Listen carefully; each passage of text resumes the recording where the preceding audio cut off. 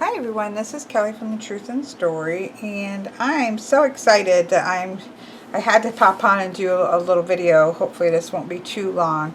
But I get asked a question a lot about I have, and I'll put a link to them below, I have a couple videos about the Tao Oracle, as well as how to cast I Ching, how I cast I Ching, how, with coins, and just my general experience with I Ching over the years. And so I have those videos, and I get a lot, even today, those are a little bit older videos, but I get a lot of messages asking for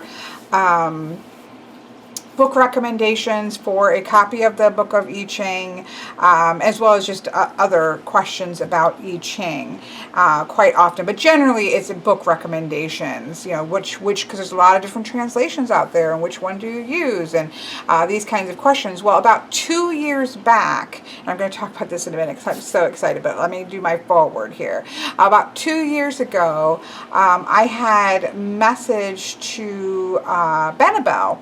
Benebell, when she is the author of Holistic Tarot. So I had been emailing her and asking her. I asked her that question. I was like, "What is the?" I had a book of changes in the past, which is obviously what I used with I Ching, and then over the course of some life changes and moving, that had been lost, and so I was wanting to get a fresh one, and so I had asked her, what was her.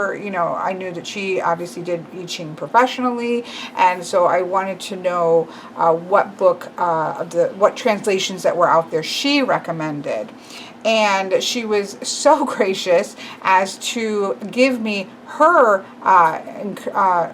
translation of the I Ching. It was not in book form. She just had given me a document and allowed me the rights to be able to use that during readings, because as you know, if you know a little bit about I Ching, it is a form of bibliomancy, so having the text is quite important, right, in terms of doing readings. You are going to consult that if you're doing traditional I Ching in the way of using bibliomancy and using the text, as is very common. You need to have the actual text in order to do that, and so she allowed it. And that is what I have been using for the last 2 years. So of course, people who have asked me, that was a private, allowed me to use that privately. It was not something that was available for the public, and I really never had a good recommendation. I would recommend the major ones that you see out there, like Wilhelm's translation, and some of the more basic ones, or more popular ones that are out there, but they all had certain caveats or flaws to them, and so I wasn't able to recommend what I used, because what I used was her personal translation. And so now I'm so excited. About must have been just a week, because it's only taken me about a week or so ago, maybe 2 weeks, but a week or two ago, I had gotten a message from, I don't know if I saw it on Facebook.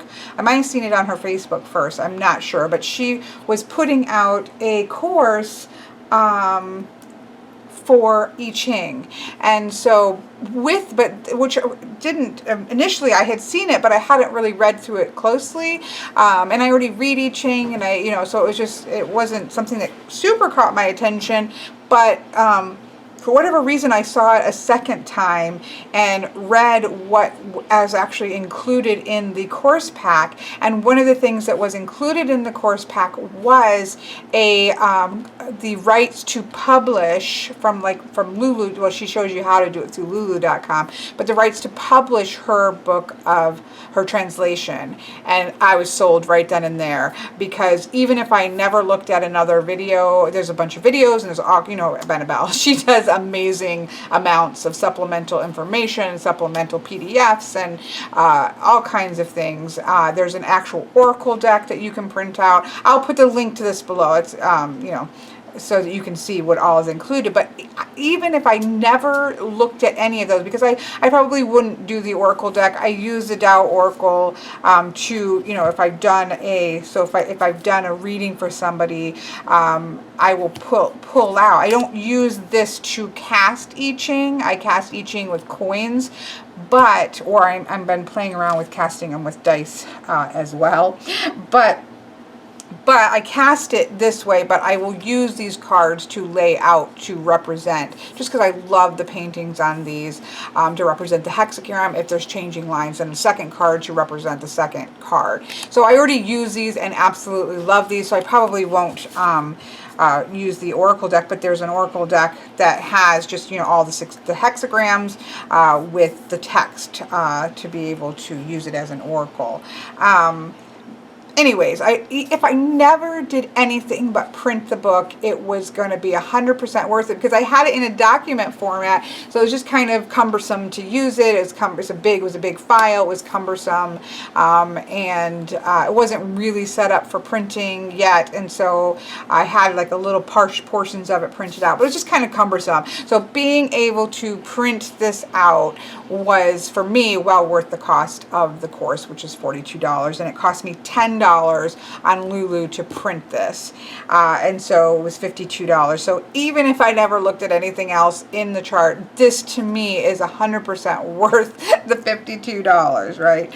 So I was so psyched about it. I literally bought it instantly, and you know, did put this up on my, did a thing on Lulu, because I think I don't remember when, there was a special code, a sale on Lulu, so that's why she had given us the book early, even though the rest of the stuff wasn't ready, and so it ended up costing me, with shipping, it was like 10 something, and so excited. So this came today, but what really excited me is that I had ordered this Weeping Buddha from Lavish Earth, and you know I'm obsessed with Lavish Earth Oracle deck, and so she actually, Amy has a shop in Maine called Lavish Earth, which is a crystal shop, and so she has an Instagram. If you look at her, I'll put a link, or I'll put her name of her Instagram below, but she shows different things she has for sale, and she showed these Weeping Buddhas,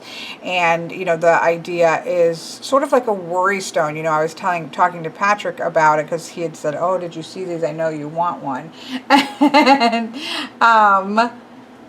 And so I was telling him, the idea of, placing your worries and your stresses and these kinds of things, you put it kind of on the back of the Buddha, and it kind of, he takes on that energy. When I was in Africa, we had the honor to be able to go into a village that was quite primitive, that didn't have, I was in the jungle, away in the jungle, it really didn't promote contact with the more civilized city but it was quite a ways away. We were out, where we were staying was well into the jungle in Togo, West Africa.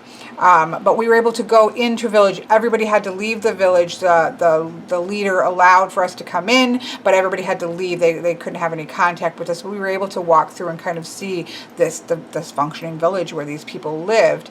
And one of the things that such intrigued me, in fact, I have some photographs of it, and I need to try to find them, was that they had at the entry, I don't know if it was at the entry, it was like a little house set aside from the rest of the houses, and it was a spirit house, and in front of it there was a big like log that had a large stone on it, and it was essentially a large kind of worry stone in which the whole village would put their worries and their troubles and the problems onto the stone, and at some point it would have taken on so much of the worries and the difficulties and negativity from the village that it would break in half, fall off and break, and then they would do a ceremony in order to put another one on. And it was just such a powerful, that always stuck with me. And so the same kind of concept with the Weeping Buddha. But what excited me is that they both ended up I didn't expect for them to, but when I went to pick this up, my Weeping Buddha was there as well. And she sent this little piece of selenite, which I'm obsessed with selenite, so this is wonderful. And she sent that as well. So it was exciting that those came together. It has just absolutely amazing energy, and it was like $10. It's made out of lava rock. So I was so excited those came together. So I had to come on. A, I wanted to share that. B, I don't often do, pure on promotional, but again, I have such a lot of people who ask me for a recommendation for a I Ching text, that I felt like it was important that I at least come on and tell you that this option was available. So this is nothing in here is meant to teach you how to read I Ching. This is not a how-to. This is not a book on the whole process of I Ching. This is the book of changes with her translation. And she has a thing where she puts out where she explains how she translated it. She had it checked and all these kinds of things, and she goes through it. I, again, have used this myself for 2 years. I find it to be fantastic, and this is what I use to do I Ching. So what you are getting here is the hexagram. So you have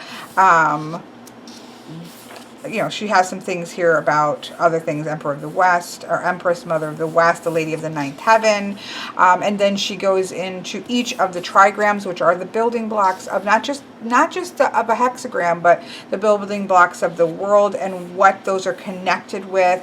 So that heaven is connected with metal, and lake is connected with metal, fire is connected to fire, thunder is connected to wood, and all the correspondences, directional, seasonal, life aspect, medical, chakra, the animal, the archetype, the immortal, all of the different, because when you read I Ching, you're first, you're reading the trigrams, and then, you're reading the hexagrams as a whole. So she gives you that, more of on the 5 elements. This chart I had printed out because, she had given me that as well.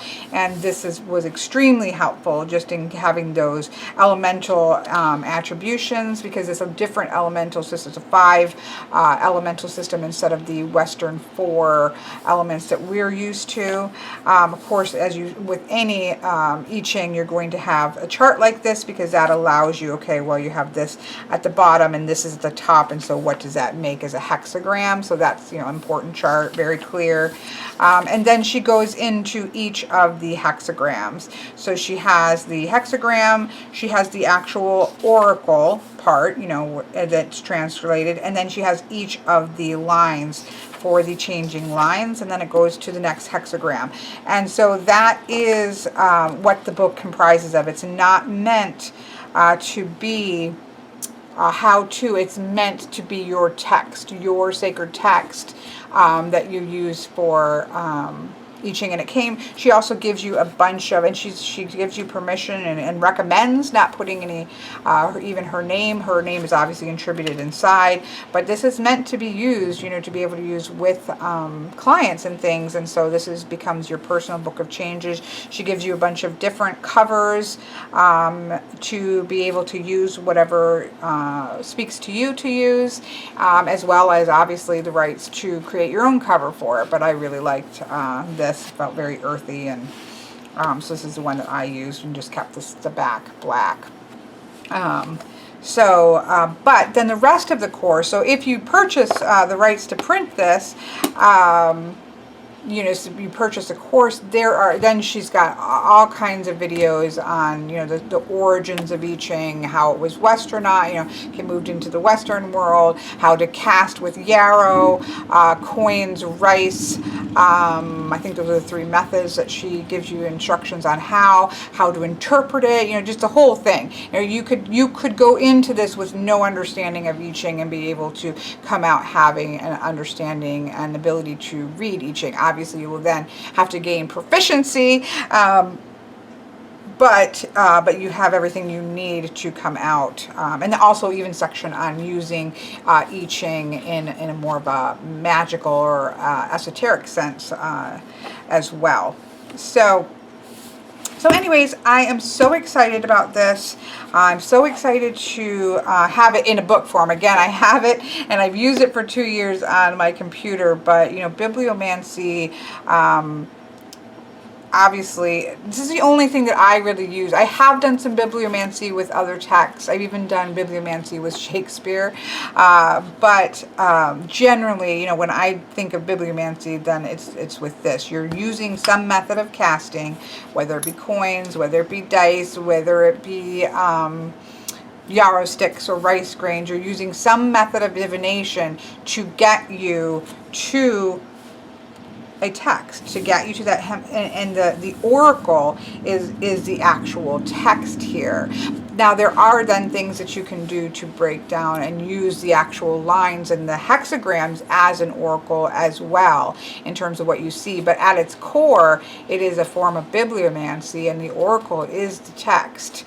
And so yeah, it's really exciting to be able to have it in print form. I wish you could not. You can't print on Lulu without having a UPC code, which is really annoying because I wish that wasn't there. But other than that, that's that's not her fault. That's Lulu's problem.